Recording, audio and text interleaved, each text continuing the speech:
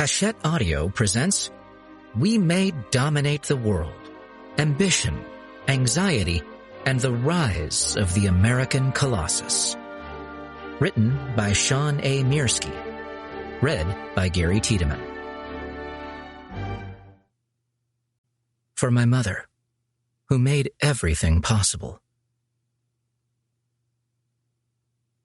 I see no reason why the present administration should not go down as the turning point in our history, as the moment when we won the great prize.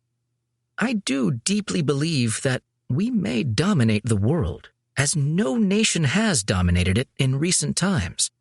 For the first time in my life, I feel that for us is the earth and the fullness thereof. Brooke Adams to Henry Cabot Lodge, October 26, 1901. Time was not passing. It was turning in a circle. Gabriel Garcia Marquez, 100 Years of Solitude. Introduction.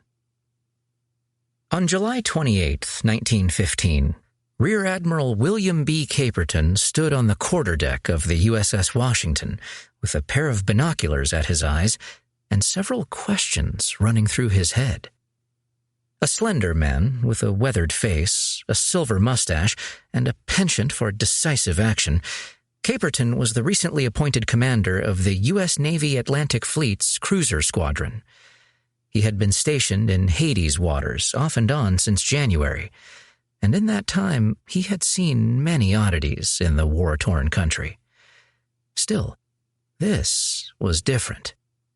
Caperton could not make out exactly what was happening on shore in Port-au-Prince, but through his glasses it almost appeared as if the Haitians were parading through the capital.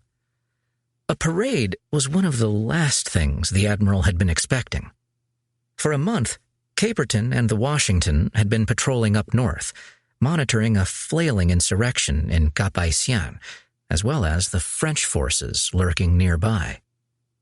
By late July, the situation had settled down, and things were quiet enough that the U.S. Chief of Naval Operations could cable Caperton complacently about the end of the Haitian troubles. But this peace had been rudely interrupted the previous morning when frantic reports had begun reaching Caperton about fighting in Port-au-Prince and, more ominously, approaching European warships.